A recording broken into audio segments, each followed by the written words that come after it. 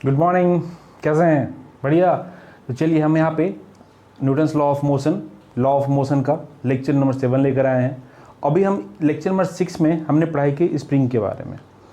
हमने स्प्रिंग की प्रॉपर्टीज़ देखी, स्प्रिंग फोर्स देखा, हमने कॉम्बिनेशन ऑफ स्प्रिंग देखा और हमें अब पढ़ना है स्प्रिंग के कट के बारे में।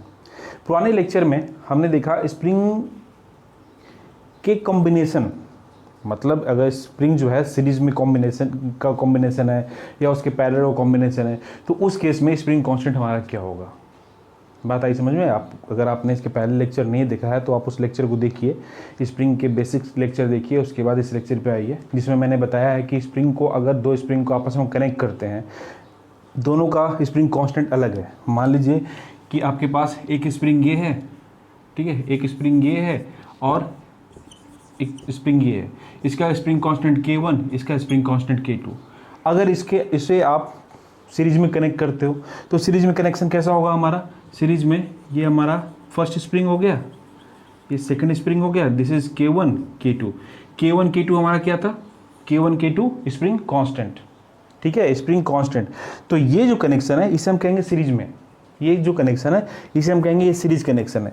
तो इस कनेक्शन में जब आप इस तरीके से दोनों को अटैच करते हो तो इसका स्प्रिंग कांस्टेंट क्या हो जाएगा, इक्विवेलेंट स्प्रिंग कांस्टेंट क्या होगा, उसकी वैल्यू कैलकुलेट करने के लिए मैंने बताया था।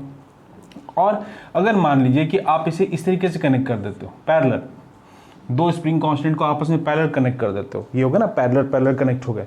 तो इस केस में इस पूरे सिस्टम का, ये इस वाले सिस्टम का स्प्रिंग कांस्टेंट क्या होगा, इसका स्प्रिंग इक्विवेलेंट स्प्रिंग कांस्टेंट क्या होगा, वो कैलकुलेट करना हमने सिखाया था। अब केस यहाँ पे ये आता है कि हम यहाँ पे पढ़ने वाले हैं स्प्रिंग कट।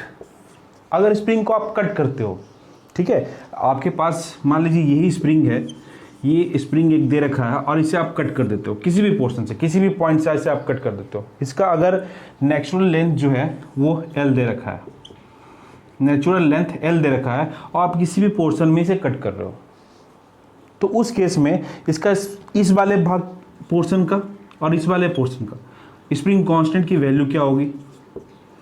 अगर से इसकी वैल्यू स्प्रिंग कांस्टेंट की K है तो इसकी वैल्यू कितनी होगी, ये कैलकुलेट करना है। ये कैसे कैलकुलेट करेंगे? तो ये सारी चीज़ें हम देखेंगे और इस पर कुछ न्यूमेरिकल करेंगे।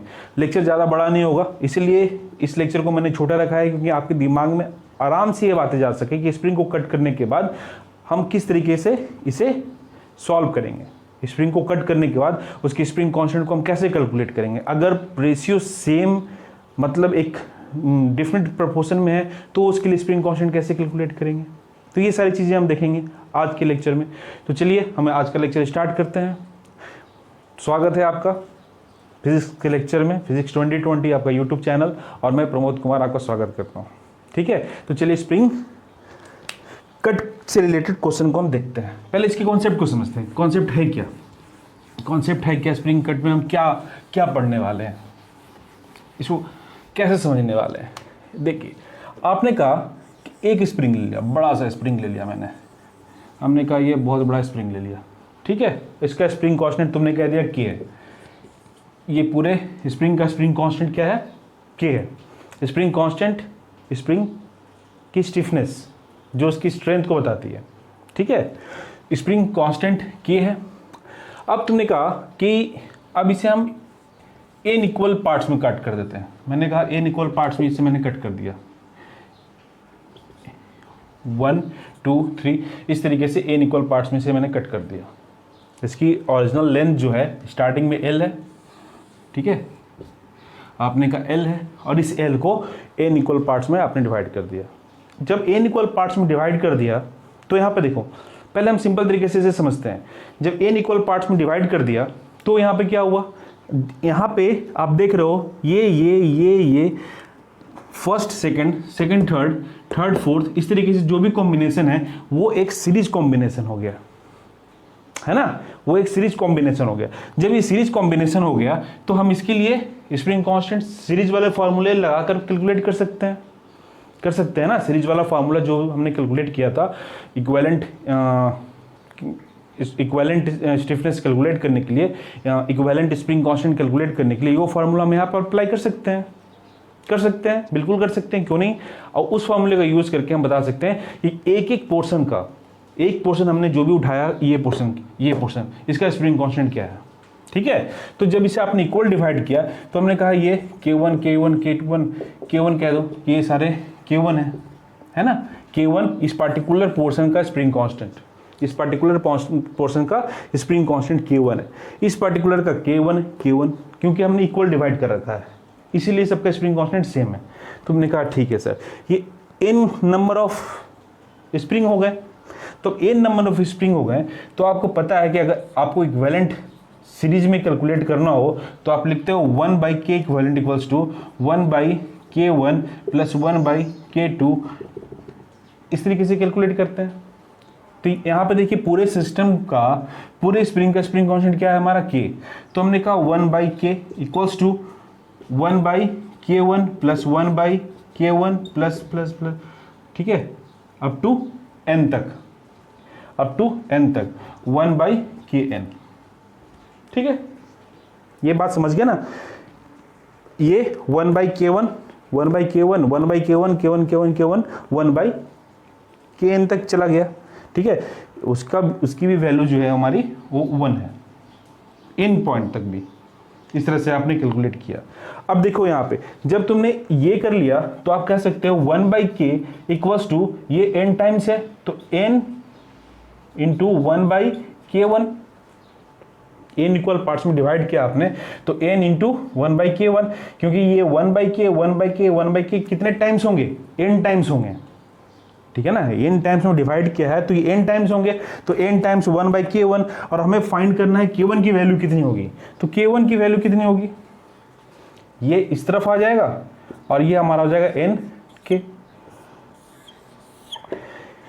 इसका मतलब क्या हुआ, आपने ये कैलकुलेट कर लिया, आपने कहा सर इतने वाले स्प्रिंग की स्प्रिंग कांस्टेंट तो k है, अब एक छोटे वाले पोर्शन का nk, यानी कि स्प्रिंग कांस्टेंट हमारा इंक्रीज हो गया ना, स्प्रिंग कांस्टेंट इंक्रीज हो गया। मतलब कि अगर ये स्प्रिंग को दो इक्वल पार्ट्स में डिवाइड करो, आप इस पूरे स्प्रिंग को दो इक्वल पार्ट में डिवाइड करो 20 से, तो k1 की वैल्यू 2k, n की जगह पे k, क्योंकि k दो भाग में से डिवाइड किया है, 3 में करोगे तो 3k, यही होगा ना, 3 में करोगे तो 3k, यानी कि जितना छोटा स्प्रिंग उतना ज़्यादा स्प्रिंग कांस्टेंट। इसका मतलब तो यही हुआ, अगर स्प्रिंग के लेंथ को आप छोटा कर रहे हो, काट रहे हो उसे, तो आप उसकी स्प्रिंग कांस्टेंट को इंक्रीज कर रहे हो, है ना। मैं आपसे ये कह रहा हूं कि आपने एक स्प्रिंग को लिया, ठीक है, और उसे दो इक्वल पार्ट्स में डिवाइड किए, 1:1 के रेशियो में, 1:1 के रेशियो में डिवाइड किया, तो यानी कि ये दो इक्वल पार्ट्स में डिवाइड हो गया, तो अगर इसकी k डैश की बात करें हम, स्प्रिंग कांस्टेंट की, k डैश इक्वल्स टू क्या हो जाएगा, 2 इंटू k1,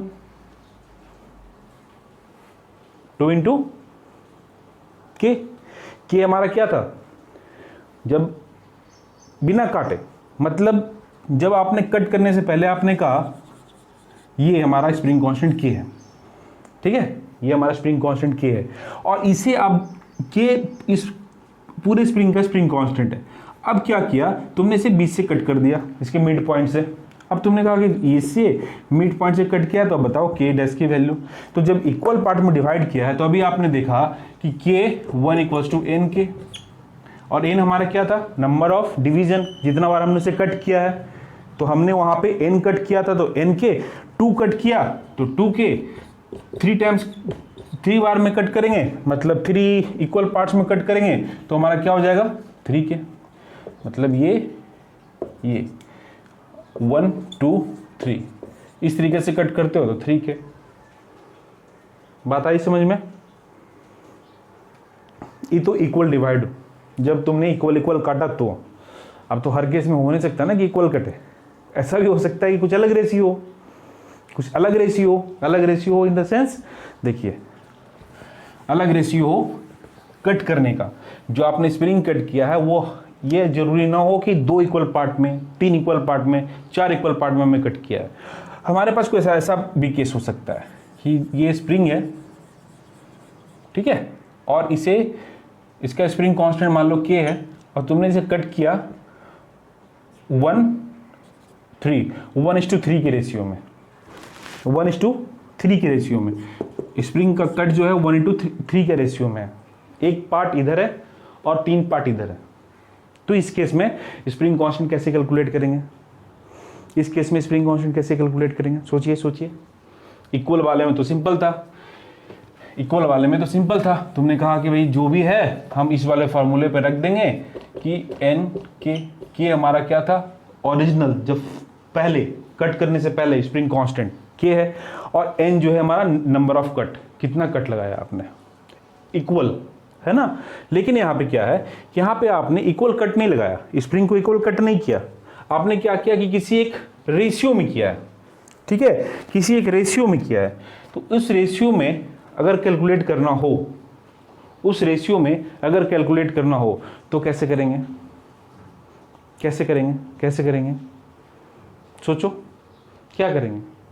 कुछ नहीं करेंगे, सिंपल सा कॉन्सेप्ट लगाएंगे।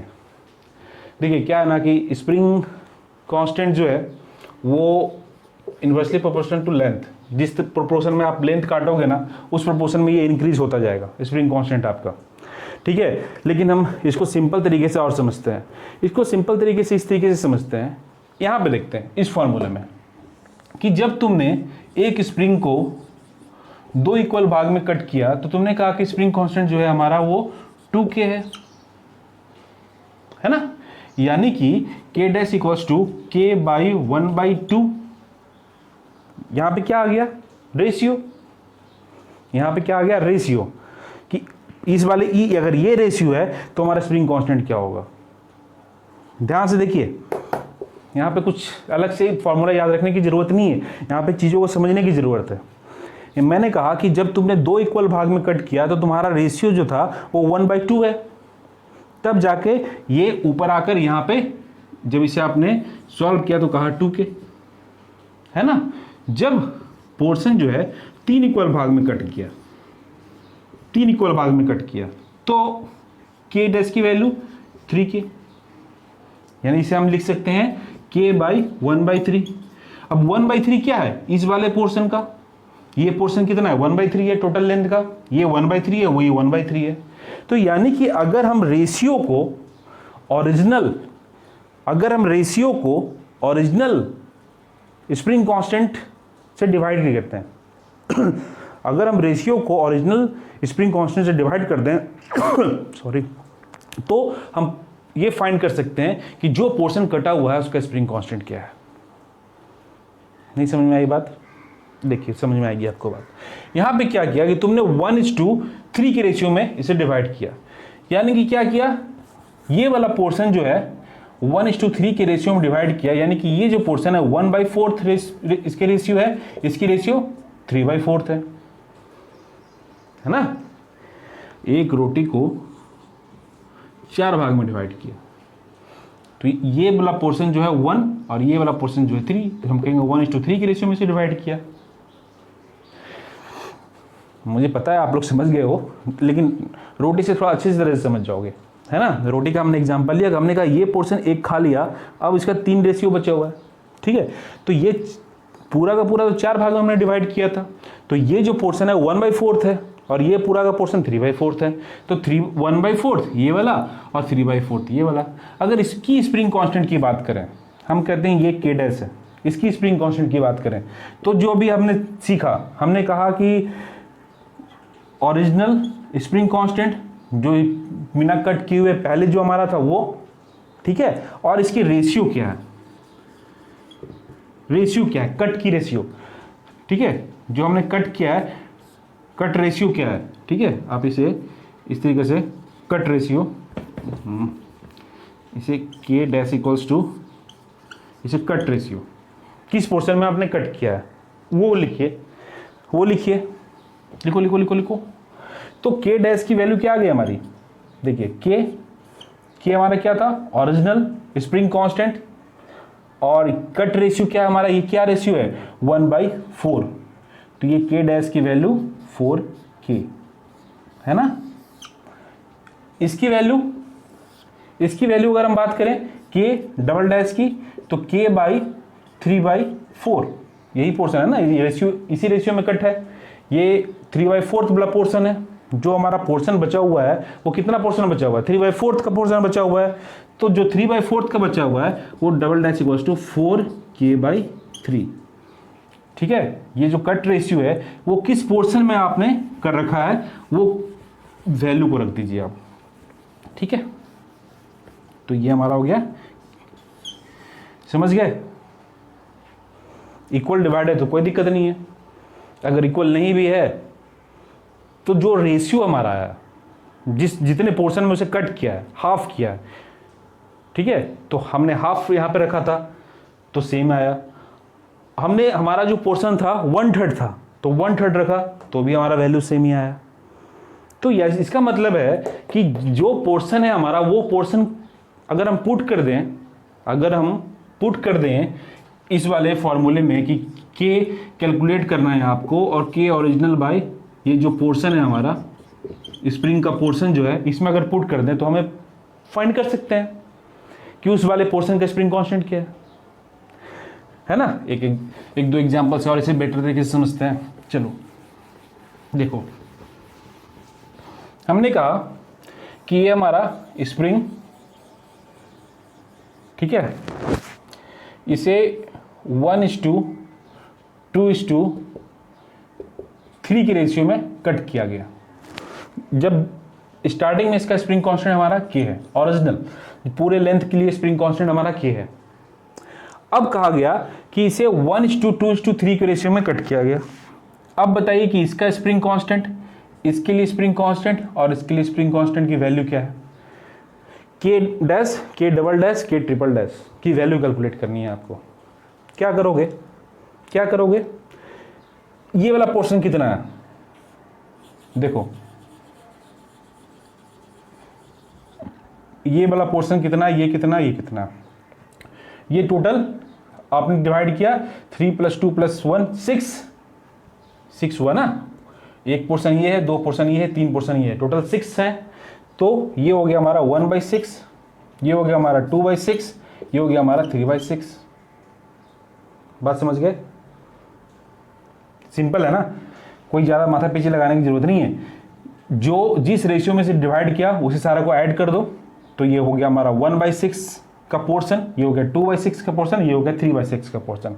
अब अगर के डैश की बात करें, तो के डैश के लिए क्या हो जाएगा हमारा के, और पोर्शन कौन सा है 1/6 यानी कि 6k। ठीक है, के डबल डैश, के डिवाइडेड बाई 2/6, ये क्या हो गया हमारा, ये 3 यानी कि 3k। ठीक है, ट्रिपल डैश अगर कैलकुलेट करना है तो करो, तो ये हमारा हो गया के डिवाइडेड बाई 3/6, ये 2 बार में कैंसिल, 2 ऊपर चला गया 2k। तो ये इसकी स्प्रिंग कांस्टेंट कितनी हो गई 6k, इसकी स्प्रिंग कांस्टेंट 3k और इसकी spring constant 2k। Okay, calculate कर लिया, आ गया समझ में। अब इसको हम देखिए, ये अगर आपको कंफ्यूजन लग रहा है कि ये मेथड सही है या नहीं, अगर आप इस मेथड को भी चेक कर सकते, मेथड सही है, मेथड तो सही है, लेकिन क्या कि दिमाग प्रूफ मांगता है, आप प्रूफ मांगते हो, ठीक है ना। तो प्रूफ के लिए क्या करोगे, प्रूफ के लिए ये कर सकते हो कि चलो ठीक है, अगर इनका स्प्रिंग कांस्टेंट ये है तो ये आपस में सीरीज में कनेक्टेड है ना, पोर्शन ये और ये तीनों स्प्रिंग सीरीज में कनेक्टेड है। तो सीरीज में जब कनेक्टेड हैं तो इसका मतलब ये है कि इनका इक्विवेलेंट स्प्रिंग कांस्टेंट के आना चाहिए, यही होगा ना। जब ये सीरीज में कनेक्टेड है तो हमने कहा चलो ठीक है, देख लेते हैं, के इक्विवेलेंट कैलकुलेट कर लेते हैं। हमने कहा फर्स्ट वाले के लिए प्लस सेकंड वाले के लिए प्लस थर्ड वाले के लिए, ठीक है। चलिए वैल्यू पुट कीजिए, 1/6k plus 1/3k plus 1/2k। अब इनका एलसीएम ले लो, जब तुमने एलसीएम लिया तो क्या आया 6k, ठीक है। ये वाला पोर्शन 1, ऊपर कितना आ जाएगा 2, ऊपर कितना आ जाएगा 3, ओके, ये हो गया हमारा 6/6K, 6 से 6 गया, 1/K equivalent equals to 1/K, यानी कि K equivalent equals to K। Proof कर दिया, इक्वल आ गया, इक्वल आ गया, प्रूफ कर दिया तुमने, कोई टेंशन नहीं, ठीक है। तो यानी कट करने के पोर्शन को तुम बहुत अच्छे तरीके से समझ गए, अब कोई दिक्कत होने वाली नहीं। कोई भी पोर्शन दे दे, कुछ भी दे दे, हम उसे कैलकुलेट कर सकते हैं, कर सकते हैं ना, बहुत ईजी तरीके से हम हर एक पोर्शन का स्प्रिंग कांस्टेंट कैलकुलेट कर सकते हैं। ठीक है, चलिए तो कर सकते हैं। तो अब देखते हैं कि न्यूमेरिकल में तो कितने कर सकते हैं।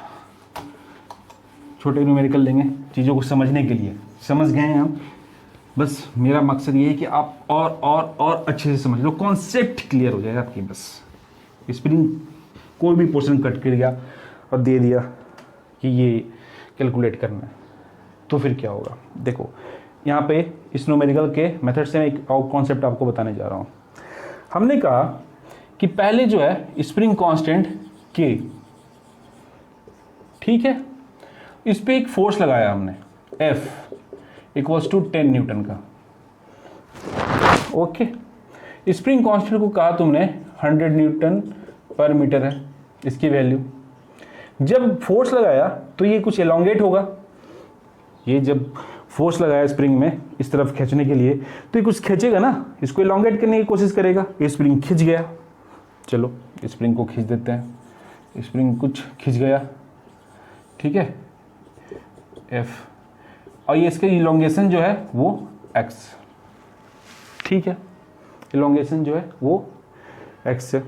अब हमें इस वाले केस में इसकी इलोंगेशन कैलकुलेट कर लेते हैं, कितना इलोंगेट हो रही है। तो आपको पता है कि F इक्वल्स टू हमारा क्या हो जाएगा, free spring force equals to K into x, elongation F की वैल्यू 10, 100 इंटू एक्स, K की वैल्यू 100 दे रखा है हमने, तो x की वैल्यू इलोंगेशन कितना हुआ 1, मतलब 100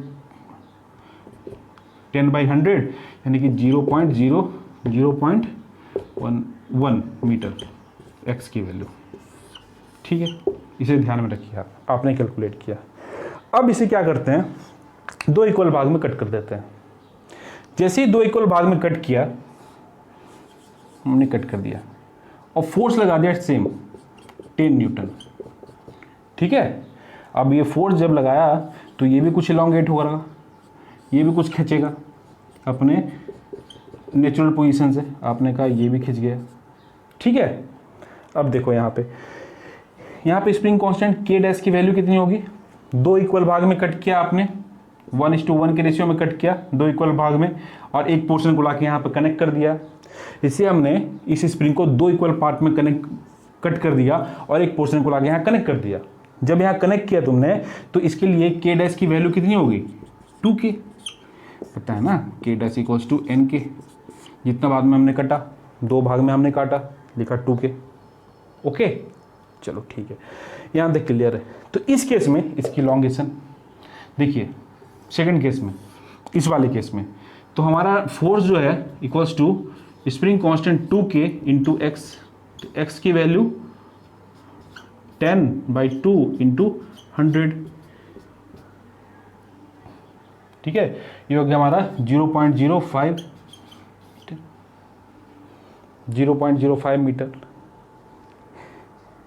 अब देखो मैं इस तरीके से समझाता तो थोड़ी आपको समझने में दिक्कत होती, लेकिन इसको डिराइव करके, इसको कैलकुलेट करके इस चीज़ को समझना ज़्यादा आसान हो गया। किसे, कि अगर मान लीजिए कि F फोर्स लगा रहे हो किसी भी स्प्रिंग पे F फोर्स लगा रहे हो, और वही F फोर्स उसके कुछ पोर्शन पे लगा रहे हो स्प्रिंग के, नहीं समझे, देखिए स्प्रिंग जो ओरिजिनल लेंथ है उस पर हमने फोर्स लगाया 10, F इक्वल्स टू 10 न्यूटन, ठीक है। अब उससे हमने लॉन्गेशन कैलकुलेट किया, हमने कहा 0.1 मीटर आया। अब हमने क्या किया कि इसे दो भाग में डिवाइड कर दिया, दो भाग में डिवाइड करने के बाद हमने कहा कि इस पे फोर्स लगा दिया F, है ना, इसकी लॉन्गेशन कैलकुलेट करी हमने, वो कितना है 0.05, यानी कि इसके हाफ है ना। तो यहां से हम ये तो प्रूफ कर सकते हैं ना ये तो प्रूफ कर सकते हैं कि अगर स्प्रिंग को आप कट कर रहे हो तो जितने पोर्शन में उसका कट किया आप उसके लॉन्गेशन को उतना कम करते जाओगे उसी रेशियो में। ठीक है, ये एग्जांपल ध्यान में है। अब इसे 3 बार कट करके देखते हैं, 3 इक्वल पोर्शन में कट करके देखते हैं कि उसमें क्या होता है। ठीक है, चलो चलो चलो चलो चलो चलो। यहां पे तो हाफ का सीन आया, हाफ का सीन आया कि अब 3 इक्वल पार्ट्स में अगर हम कट करते हैं तो क्या आता है हमारे पास। ठीक है, F इक्वल्स टू 10 न्यूटन ही लगाया, ये 100 न्यूटन पर मीटर के की वैल्यू। अब इसे 3 इक्वल भाग में हमने कट कर दिया, स्प्रिंग को 3 इक्वल पार्ट में से कट कर दिया।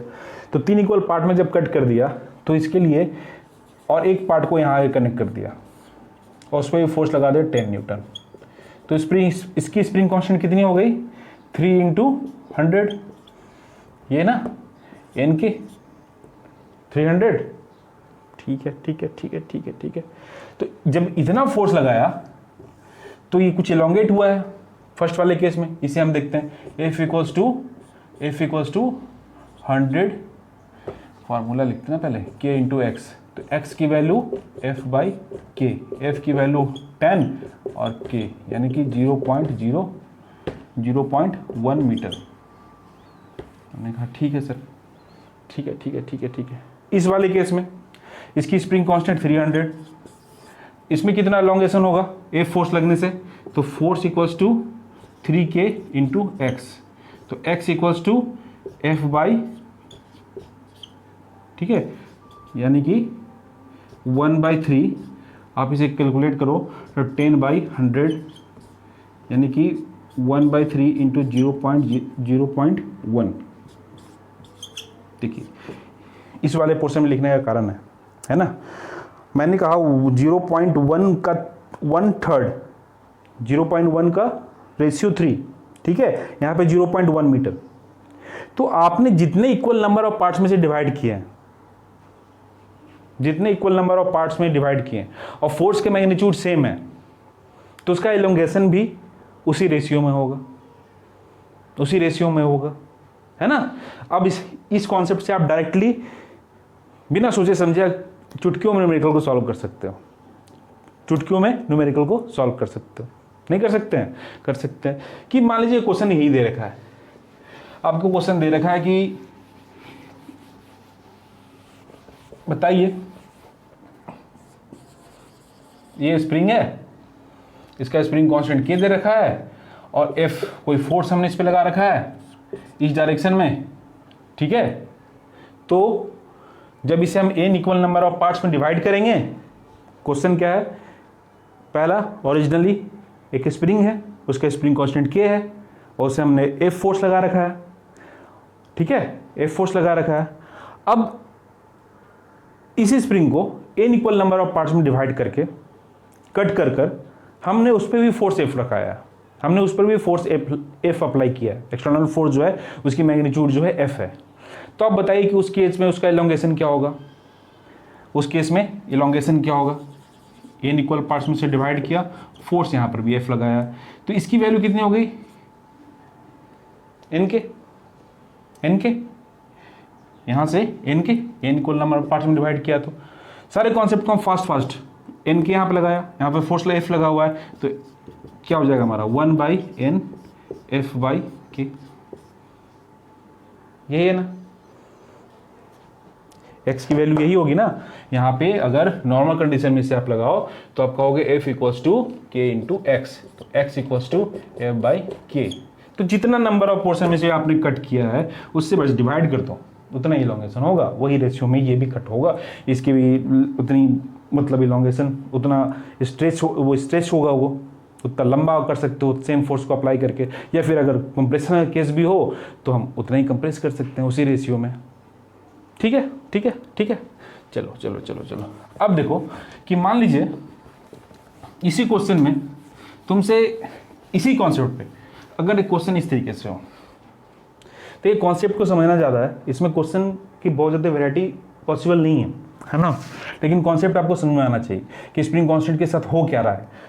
कौन सा गेम हो रहा है स्प्रिंग कांस्टेंट के साथ, कट कर रहे हैं तो क्या हो रहा है, उसकी रेशियो को चेंज कर रहे हैं तो क्या हो रहा है, इक्वल कट कर रहे हैं तो क्या हो रहा है ना। वो चेंजेस समझनी जरूरी है आपको। हमने कहा कि एक स्प्रिंग है, ठीक है, एक स्प्रिंग है इस तरीके से, एक स्प्रिंग है हमारा इस तरीके से, जिसका स्प्रिंग कांस्टेंट के दे रखा है। जब इसे सॉल्व करो आप, जब इसे सॉल्व कर रहे हो आप, तो यहाँ पे एलोंगेशन कैलकुलेट करते हैं।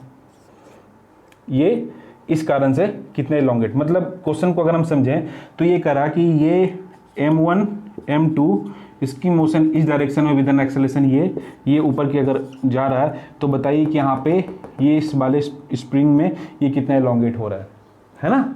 अगर उसे हम कैलकुलेट करते तो क्या करते थे, हम ये चीज़ें कैलकुलेट करते थे, टी की वैल्यू कैलकुलेट करते थे। यहाँ पे टी ऊपर की तरफ, यहाँ पे टी ऊपर की तरफ, यहाँ टी नीचे, यहाँ टी नीचे, यहाँ 2t। स्प्रिंग को भी हमने एज ए स्प्रिंग कंसिडर करके प्रॉब्लम को सॉल्व करते हैं। इसको इजी रखने के लिए कोई ज़्यादा दिमाग लगाने की ज़रूरत नहीं है।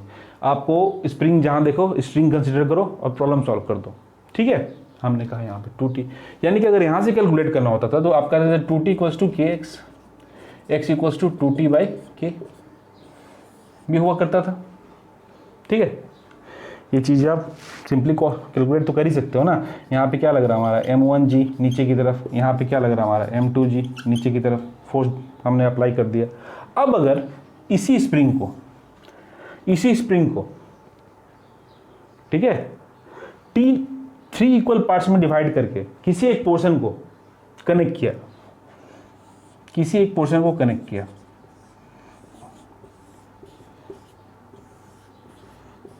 हमने कहा के डैश मान के चलते हैं। ये हमारा m1 है, ये हमारा m2 है, सेम ये नीचे की तरफ आ रहा विद एन एक्सेलरेशन है, ये ऊपर जा रहा एक्सेलरेशन a के साथ। यहाँ पर टेंशन t ऊपर की तरफ, यहाँ टेंशन t ऊपर की तरफ, यहाँ नीचे की तरफ, यहाँ नीचे की तरफ, ऊपर नीचे वाली चीज़ें समझते हो ना, हमने कई बार कर रखा है। और यहाँ पे टेंशन 2t, ठीक है, यहाँ पर टेंशन tt। तो इस वाले केस में भी जब इसे आप इक्वेट करोगे और ये इस वाले पोर्शन में, तो इसके लॉन्गेशन मान लो x हो रहा है हमारा, तो कहते हो k डैश x डैश मान लेते हैं, यहाँ पे x यहाँ पे x डैश मान लेते हैं, इक्वल्स टू 2t। तो x डैश की value 2t by k dash. लेकिन यहाँ पे k की वैल्यू डिफरेंट है। k की वैल्यू है कितनी, 1/3 के रेशियो में हमने डिवाइड किया है। तो 1/3 के रेशियो में डिवाइड करके इसको 3 इक्वल पार्ट्स में कट करके एक पोर्शन को लाके हमने यहाँ कनेक्ट कर दिया है ना। तो कनेक्ट कर दिया तो इसकी वैल्यू कितनी होगी, 3 के, यहाँ पे 2t बाई 3 के। जबकि यहाँ पे क्या था हमारा, ये देख रहे हो, यहाँ पे देख रहे हो ना क्या क्या हो रहा है, क्या मैजिक हो रहा है, जादू ये हो रहा है कि केस कोई भी ले लो आप, XYZ कैसा भी केस ले लो, है ना। अगर उस केस में आपने जितने इक्वल पार्ट्स में डिवाइड किए स्प्रिंग को, उसमें इलोंगेशन या फिर उसका कंप्रेशन उसी रेशियो में होगा। अगर ओरिजिनल 1/k हो रहा है, एग्जाम्पल के लिए ओरिजिनली इलोंगेशन जो है वो 10, वो मान लीजिए 20 मीटर है, मीटर सेंटीमीटर मान लीजिए, मीटर बहुत बड़ा हो जाएगा है ना, सेंटीमीटर में। तो इस स्प्रिंग को अगर 2 इक्वल भाग में कट करेंगे तो उस केस में स्प्रिंग का एलोंगेशन 10 होगा। 3 इक्वल पार्ट में करेंगे तो क्या होगा, 20/3। 4 में करेंगे तो क्या होगा, 20/4 सेंटीमीटर, ठीक है। ये बेसिक कॉन्सेप्ट है। ये कॉन्सेप्ट आपको कोशिश किया कि बहुत इजी तरीके से आपको सिखाया जाए, ठीक है, और आपने सीखा भी। अब इसे आपको इम्प्लीमेंट करना है, आपको इसको अलग अलग न्यूमेरिकल में इसे लगाना है और प्रॉब्लम को सॉल्व करना है। इस तरीके से प्रॉब्लम को हम सॉल्व करते जाएंगे, ठीक है। तो अभी के लिए इतना ही, इसको छोटा लेक्चर रखते हैं क्योंकि आपको अच्छे तरीके से ये चीज़ें समझ में आ जानी चाहिए। स्प्रिंग देखिए अपने आप में बहुत लेंदी नहीं है। हम ये सोच लेते हैं कि ये थोड़ा टफ है ना, ये थोड़ा टफ है, तो इस कारण से इस लेक्चर को थोड़ा छोटा रखते हैं कि ये कट वाला सिस्टम पूरे तरीके से आपको समझ में आ जाए। इसके बाद हम एक और लेक्चर में मिलेंगे स्प्रिंग के। ठीक है, अभी के लिए इतना ही।